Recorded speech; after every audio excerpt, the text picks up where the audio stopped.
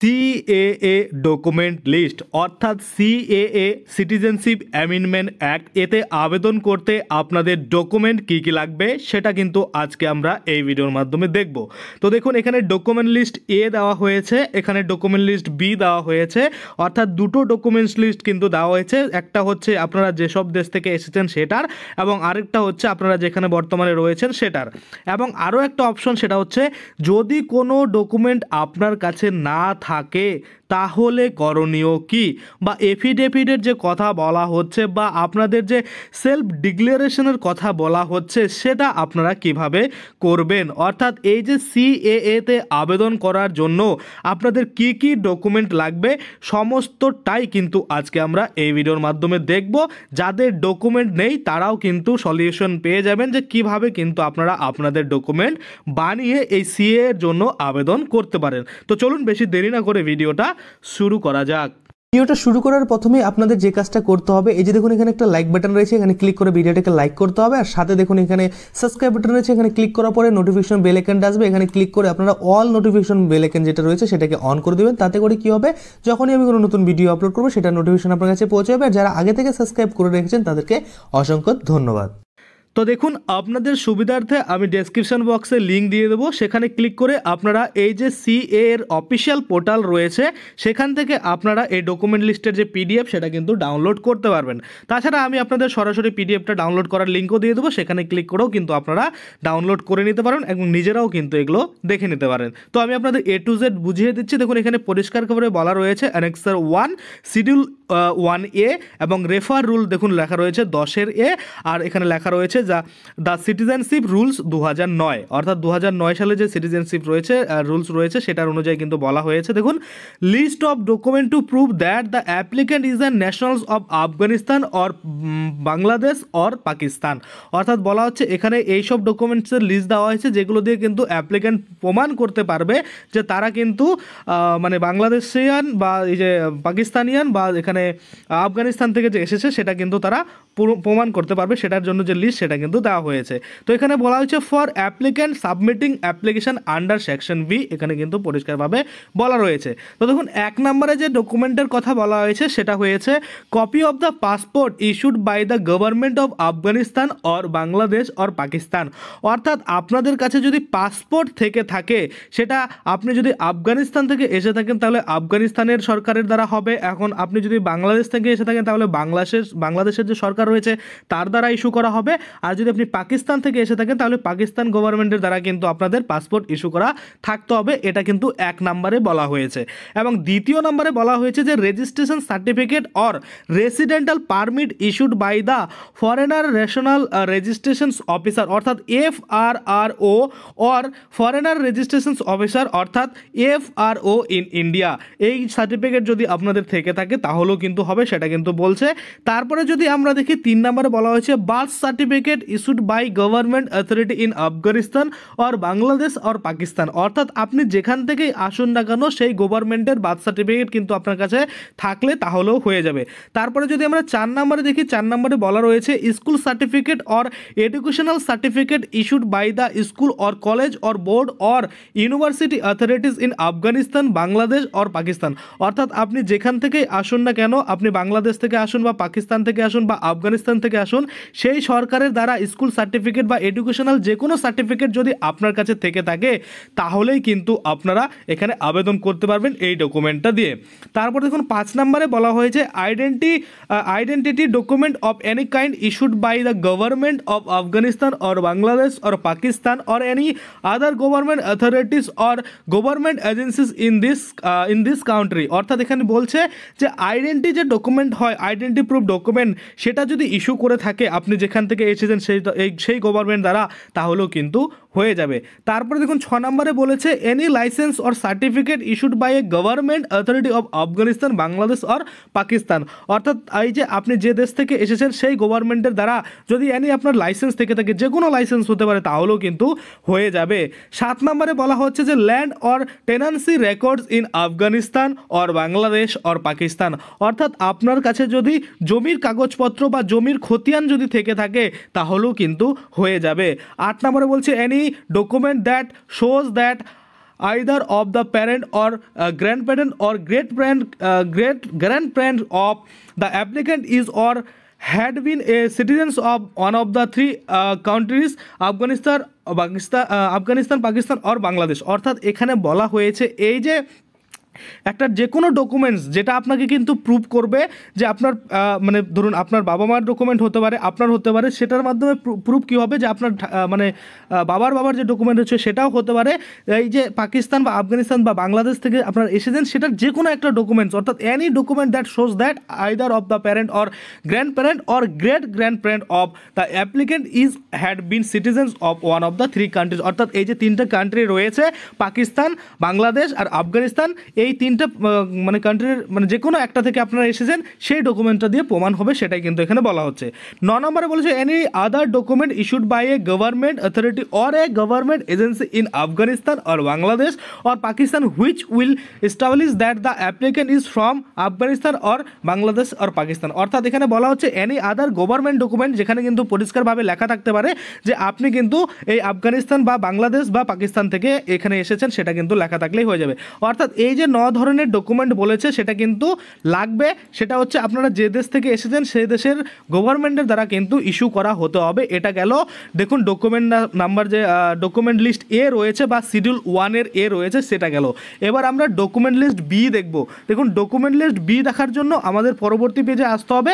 পরবর্তী পেজে দেখুন লেখা রয়েছে যে annexure 2 schedule 1B refer rule লেখা রয়েছে 10-এর এ, দ্য সিটিজেনশিপ রুলস 2009 অর্থাৎ 2009-এর যে রুল সেটা কিন্তু বলা রয়েছে। এবার যে ডকুমেন্টসগুলো আমি আপনাদের দেখাবো এগুলো কিন্তু আপনারা বর্তমানে যে ইন্ডিয়া রয়েছেন সেখানকার ডকুমেন্টস আপনাদের লাগবে।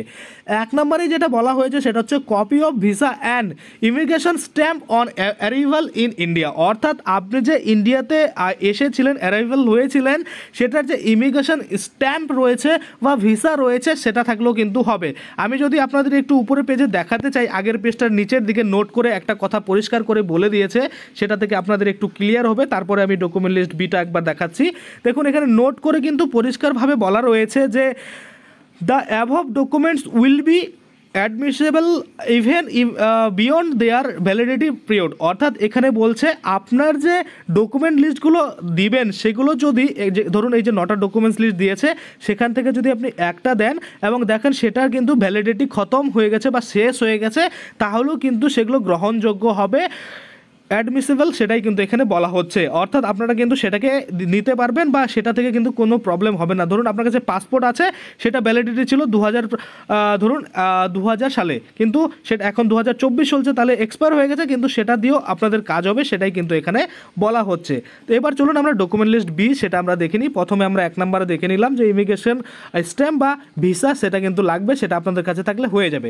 2 নম্বরে বলা হয়েছে দেখুন registration certificate or residential permit issued by the foreigner regional registration officer অর্থাৎ FRRO or foreigner registration officer অর্থাৎ FRO ইন ইন্ডিয়া। এই যে সার্টিফিকেট আমি আপনাদের বললাম এটা থাকলেও কিন্তু হয়ে যাবে। তারপরে লেখা রয়েছে দেখুন slip issued by the census enumerators in India to such person while conducting census related survey. অর্থাৎ এই যে আমাদের সার্ভে হয় ধরুন দেশের মধ্যে, ওই সার্ভে করার সময় যদি আপনাদের এনি স্লিপ দিয়ে থাকে, মানে যদি আপনাদের কোনো রিসিপ্ট দিয়ে থাকে সেটা দেখালেও কিন্তু হয়ে যাবে। তারপরে দেখুন 4 নম্বরে যেটা বলা হয়েছে government issued licence or certificate or permit in India. অর্থাৎ এখানে ইনক্লুডিং ড্রাইভিং লাইসেন্স, আধার কার্ড, ETC এখানে কিন্তু বলা রয়েছে। অর্থাৎ গভর্নমেন্টের দ্বারা যে ইস্যু করা যে কোনো সার্টিফিকেট লাইসেন্স হবে সেটা দিলেই কিন্তু আপনাদের হয়ে যাবে। একটা জিনিস দেখুন এখানে কিন্তু উল্লেখ করে দিয়েছে যে ইভেন ইনক্লুডিং এখানে কিন্তু পরিষ্কার রয়েছে, সেটা হচ্ছে আধার কার্ডও কিন্তু ইনক্লুড রয়েছে, ড্রাইভিং লাইসেন্স কিন্তু ইনক্লুড রয়েছে, সেটা কিন্তু আপনারা ইউজ করতে পারবেন, এটাই কিন্তু বলা হচ্ছে। এবার যদি আমরা দেখি 5 নম্বরে বলা হয়েছে যে ration card of the applicant issued in India. অর্থাৎ এই যে ভারতীয় সরকার রয়েছে, ভারতের সরকার দ্বারা যদি আপনার কাছে রেশন কার্ড থাকে সেটা দিয়েও কিন্তু হয়ে যাবে। এবং 6 নম্বরে বলা হয়েছে any letter issued by the government or court to the applicant with official stamp. অর্থাৎ এই যে কোনো লেটার হতে পারে, সেটা আপনাদের যে গভর্নমেন্ট রয়েছে অর্থাৎ ইন্ডিয়ান যে গভর্নমেন্ট রয়েছে বা কোর্টের দ্বারা, যদি আপনার কাছে কোর্টের যে সিল সই রয়েছে, ধরুন আপনার নামে কেস হয়েছিল বা আপনি কেস করেছিলেন, কিছু যদি একটা লেটার ফেটার আপনার নামে থাকে তাহলেও কিন্তু হয়ে যাবে।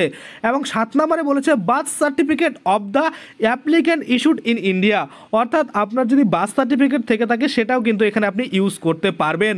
8 নম্বরে বলা হচ্ছে land or tenancy record or register rental agreement in India in the name of the applicant, অর্থাৎ যে অ্যাপ্লিক্যান্ট আবেদন করছে তার নামে যদি জমির রেকর্ড থাকে, দলিল থাকে, এবং তাছাড়া যদি আপনি এই যে রেন্টালে থাকছেন কোনো বাড়িতে সেটার যদি এগ্রিমেন্ট থাকে, বা রেন্টালে কোনো শপ চালাচ্ছেন বা রেন্টালে কোনো কিছু নিয়ে রেখেছেন সেটার যদি লেটার আপনার কাছে থাকে বা কাগজ থাকে, তাহলে সেটা দিয়েও কিন্তু আপনারা আবেদন করতে পারবেন। এবং দেখুন 9 নম্বরে বলা হয়েছে PAN card issuance document bearing the date of issuance, অর্থাৎ আপনার কাছে পেন কার্ড থেকে থাকলেও সেটাও দিয়েও হবে, এটা কিন্তু এখানে বলছে। 10 নম্বরে বলছে any other document issued by the central government or state government or any public sector undertaking of central government or state government or any financial institute like banks or any other public authority. এখানে বলছে যে কোনো document যদি আপনার কাছে থাকে, যেটা central government হতে পারে, স্টেট গভর্নমেন্ট হতে পারে, প্রাইভেট সেক্টরের থাকলেও হবে কিন্তু সেটা সেন্ট্রাল গভর্নমেন্টের আন্ডারে থাকতে হবে। তারপরে আপনার ধরুন কোনো ব্যাংকের দ্বারা যদি আপনার কোনো ডকুমেন্টস থেকে থাকে তাহলে কিন্তু এখানে সেটা দিয়েও আপনারা আবেদন করতে পারবেন। অবশ্যই ব্যাংকটা যেন আপনার ধরুন আপনি SBI ব্যাংক দিয়ে করতে পারবেন, ধরুন প্রাইভেট কোনো ব্যাংক দিয়ে করতে পারবেন না, আর যেগুলো সেন্ট্রাল, যেগুলো মনে করুন যে সরকারি ব্যাংক, সেগুলো দিয়ে কিন্তু আপনারা করতে পারবেন। 11 নম্বরে যেটা বলা হয়েছে certificate issued by an elected member of any rural or urban body or officer thereof or a revenue officer, অর্থাৎ আপনাদের কাছে ধরুন একটা সার্টিফিকেট রয়েছে যেটা কিন্তু ইলেক্টেড মেম্বার রয়েছে বা রুরাল বা আরবান বডি অর অফিসার রয়েছে, বা আপনারা কিন্তু রেভিনিউ অফিসার দিয়েও কিন্তু সার্টিফিকেট যদি পেয়ে থাকেন তাহলে সেটাও কিন্তু এখানে ইউজ করতে পারবেন। তারপরে দেখুন 12 নম্বরে বলেছে যে record and account details relating to and issued by the bank including private bank or post office account in the name of the applicant. দেখুন এখানে একটা দারুণ সুন্দর জিনিস বলেছে, সেটা হচ্ছে আপনার যদি অ্যাকাউন্ট ডিটেলস থেকে থাকে, এই যে ইনক্লুডিং প্রাইভেট ব্যাঙ্ক কিন্তু বলেছে, অর্থাৎ আপনার সরকারি ব্যাঙ্কে অ্যাকাউন্ট না থেকে যদি প্রাইভেট ব্যাঙ্কে থাকে, পোস্ট অফিস অ্যাকাউন্ট থেকে থাকে, সেখানেও কিন্তু আপনারা আবেদন করতে পারেন, বা সেই যে আপনার পাসবুক রয়েছে সেটা দিয়েও কিন্তু আপনারা আবেদন করতে পারবেন। এবং 13 নম্বরে যেটা বলেছে দেখুন insurance policies issued by the insurance company in India in the name of the applicant, অর্থাৎ যে অ্যাপ্লিক্যান্ট রয়েছে যে আবেদন করছে তার নামে যদি এনি ইন্স্যুরেন্স থাকে, অর্থাৎ এনি ইন্স্যুরেন্স কোম্পানিতে তার নাম যদি রেজিস্টার থাকে, তাহলে যে কোনো ইন্স্যুরেন্স কোম্পানির যে পলিসির সার্টিফিকেট রয়েছে সেটা দিয়েও কিন্তু এখানে আবেদন করতে পারবে। এবং 14 নম্বরে যদি আমরা দেখি electricity connection paper or electricity bill or other utility bill in the name of the applicant, অর্থাৎ অ্যাপ্লিক্যান্টের নামে যদি লাইনের বিলের যে কাগজটা থাকে সেটা যদি থেকে থাকে, বা ইউটিলিটি বিলের বা যে কোনো গ্যাস বিল হতে পারে, ধরুন ওয়াটার বিল হতে পারে, সেটাও যদি থাকে তাহলেও কিন্তু হবে, এখানে কিন্তু পরিষ্কার বলা হচ্ছে। এবং 15 নম্বরে বলা হচ্ছে court or tribunal record process in India respect of the applicant, কোর্টের বা ট্রাইব্যুনাল যে রেকর্ড সেটা যদি আপনার কাছে থেকে থাকে তাহলেও কিন্তু হবে। 16 নম্বরে বলছে document showing service or employment under any employer in India supported by employer provident fund, অর্থাৎ EPF general provident fund, pension, employee state insurance ইত্যাদি। অর্থাৎ এখানে বলা হচ্ছে আপনার কাছে এমন কোনো যদি ডকুমেন্ট থেকে থাকে যেটা দিয়ে কিন্তু প্রমাণ হবে যে এই যে এমপ্লয়ি প্রভিডেন্ট ফান্ড রয়েছে বা জেনারেল প্রভিডেন্ট ফান্ড রয়েছে বা পেনশনের যে সার্টিফিকেট রয়েছে, এগুলো যদি থেকে থাকে সেটা দিয়েও কিন্তু আপনারা আবেদন করে নিতে পারবেন। এবং এখানে দেখুন আরও বলা হয়েছে যে কর্পোরেশন যে ESIC ডকুমেন্ট হয়ে থাকে সেটা দিলেও কিন্তু হবে। এবং 17 নম্বরে বলছে school living certificate of the applicant issued in India, অর্থাৎ এই যে ভারতীয় স্কুল থেকে ধরুন আপনি পড়াশোনা করেছেন ভারতের যে কোনো স্কুল থেকে, সেটার যদি লিভিং সার্টিফিকেট, অর্থাৎ আপনি ধরুন উচ্চ মাধ্যমিক পাস করেছেন, মাধ্যমিক পাস করেছেন, তারপরে যে আপনি লিভিং নিয়ে কলেজে ভর্তি হয়েছেন সেটার যে লিভিং সার্টিফিকেট সেটা থাকলেও কিন্তু আপনাদের হয়ে যাবে। তারপরে দেখি আমরা 18 নম্বরে বলা হয়েছে academic certificate issued by a school or college or a board or a university or a government institute, অর্থাৎ এখানে বলছে আপনার কাছে যদি কোনো একাডেমিক সার্টিফিকেট থেকে থাকে যেটা কিন্তু স্কুলের দ্বারা বা কলেজের দ্বারা বা ইউনিভার্সিটির দ্বারা কিন্তু আপনাকে দিয়েছে, সেটা দিয়েও কিন্তু আপনারা আবেদন করতে পারবেন। এবং দেখুন 19 নম্বরে বলা হয়েছে municipality trade licence issued to the applicant, অর্থাৎ আমরা জানি যে মিউনিসিপ্যালিটি থেকে ট্রেড লাইসেন্স দেওয়া হয়, পঞ্চায়েত থেকে দেওয়া হয়, আপনার যদি কোনো দোকান থাকে সেক্ষেত্রে যে ট্রেড লাইসেন্স সেটা দিয়েও কিন্তু আপনারা এখানে আবেদন করতে পারবেন। এবং 20 নম্বরে যেটা বলা হয়েছে সেটা হচ্ছে ম্যারেজ সার্টিফিকেট, অর্থাৎ আপনি ধরুন বিবাহ করেছেন সেটার যে রেজিস্ট্রেশন রয়েছে রয়েছে সেই সার্টিফিকেট যদি আপনার কাছে থাকে তাহলেও কিন্তু আপনারা এখানে আবেদন করতে পারবেন। এবার দেখুন এগুলো ডকুমেন্টস গেল ডকুমেন্ট বি, অর্থাৎ ডকুমেন্ট লিস্ট বিতে 20টা রয়েছে, যে কোনো একটা আপনাদের দিতে হবে, আর ডকুমেন্ট লিস্ট এতে 9টা রয়েছে, যে কোনো একটা আপনাকে দিতে হবে। হয়ে গেল। এবার দেখুন কি বলা হয়েছে, list of document to prove that the applicant has enter into India on or before 31st 2014, অর্থাৎ 2014 সালের 31শে ডিসেম্বরের আগে এই যে অ্যাপ্লিক্যান্ট ইন্ডিয়াতে প্রবেশ করেছে সেটার প্রুফ কিন্তু হয়ে যাবে এগুলো ডকুমেন্টসের মাধ্যমে। এবং দেখুন এখানে পরিষ্কার বলা হচ্ছে ওই ডেটের আগেই কিন্তু হবে, পরে হলে কিন্তু সেই ডকুমেন্ট কোনো ভ্যালু হবে না, সেটাই কিন্তু বলা হচ্ছে। এবং নোট করে আরও একটা জিনিস বলেছে, সেটা দেখুন, the above document should have been issued an Indian authority and will be admissible even beyond there validity period. অর্থাৎ এখানে এটাই বলা হচ্ছে যেটা আগের ডকুমেন্টসের লিস্টও আমরা দেখেছিলাম, যদি ধরুন আপনার ডকুমেন্টসগুলোর মানে ভ্যালিডিটি খতম হয়ে গেছে বা ভ্যালিডিটি শেষ হয়ে গেছে, তাহলেও কিন্তু আপনারা এখানে সেই ডকুমেন্টসটাকে কাজে লাগাতে পারবেন। অর্থাৎ আপনার কাছে যদি ধরুন পাসপোর্ট রয়েছে কিন্তু সেটা এক্সপায়ার হয়ে গেছে, সেটা কিন্তু রিনিউয়াল করার নেই, সেটা এখন বর্তমানে বন্ধ রয়েছে, বন্ধ থাকলেও কিন্তু সেই ডকুমেন্টসটা দিয়ে এই কাজটা আপনারা করতে পারবেন। এবং দ্বিতীয় নম্বর আরও একটা জিনিস বলেছে, সেটা হচ্ছে the document should be establish that the applicant had enter India or before 31st 12 2014, অর্থাৎ বলছে এখানে যে 2014 সালের 31শে ডিসেম্বরের আগে যে এই অ্যাপ্লিক্যান্ট ইন্ডিয়াতে প্রবেশ করেছে সেটার প্রুফ কিন্তু এখানে অবশ্যই দিতে হবে। তারপরের যদি ডকুমেন্টস হয় সেগুলো কিন্তু কোনো কাজে দিবে না।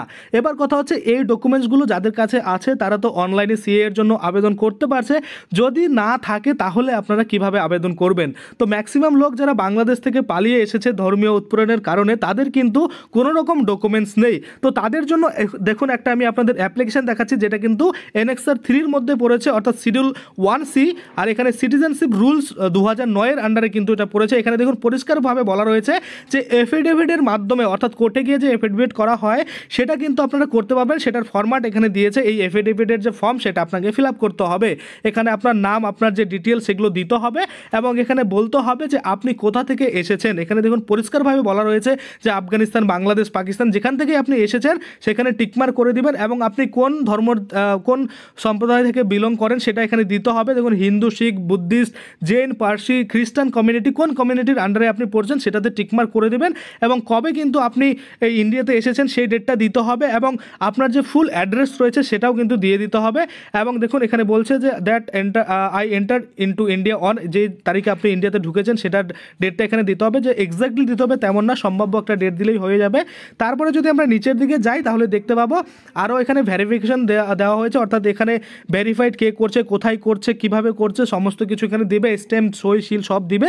দেওয়ার পরে কিন্তু আপনাকে সার্টিফিকেট প্রদান করবে, অর্থাৎ সেই সার্টিফিকেট নিয়ে কিন্তু আপনারা আবেদন করতে পারবেন। দেখুন এলিজিবিলিটি সার্টিফিকেট এটা কিন্তু রয়েছে, এটা যখন আপনাকে প্রোভাইড করে দেওয়া হবে তারপরে কিন্তু আপনি এটা দিয়েও আবেদন করতে পারবেন। তো দেখুন যা বলছি সবগুলোই কিন্তু টোটালি এই যে সিএএ অফিসিয়াল পোর্টাল রয়েছে সেটার ভিত্তিতে আমি আপনাদের এই যে ডকুমেন্ট লিস্ট বা এই যে ফর্ম সেটা আপনাদের দেখালাম। এবার অনেকেই বলবেন যে এই যে ডকুমেন্ট লিস্ট এগুলো তো নেই, সেক্ষেত্রে আপনাদের এই এফিডেভিট করতে হবে, আর যদি ডকুমেন্ট লিস্ট এগুলো আপনাদের থেকে থাকে যেগুলো আমি এ এবং বিতে দেখালাম তাহলে তো সেখান থেকে আপনি আবেদন করতে পারবেন। তো আশা করি আপনারা বুঝতে পারছেন যাদের ডকুমেন্টস আছে তারা কিভাবে আবেদন করবেন, যাদের ডকুমেন্টস নেই তারাও কিভাবে আবেদন করতে পারবেন, সমস্তটাই কিন্তু আমরা এই ভিডিওতে দেখিয়ে দিলাম। তো আজকের জন্য ভিডিওটা এখানে শেষ করব। যদি ভিডিওটা ভালো লাগে অবশ্যই একটা লাইক করে দেবেন, যদি আমার চ্যানেলে প্রথমবার ভিজিট করে থাকেন নিচে একটা রেড কালার সাবস্ক্রাইব বাটন দেখবেন, ওখানে ক্লিক করে সাবস্ক্রাইব করতে পারেন, আর সাথে যে বেল আইকনটা রয়েছে ওখানে ক্লিক করে বেল আইকনটাকে এনেবল করে দেবেন। তাতে করে কি হবে, যখনই আমি এই ধরনের কোনো ভিডিও বানাবো সেটার যে নোটিফিকেশন সেটা কিন্তু আপনার কাছে পৌঁছে যাবে। ধন্যবাদ।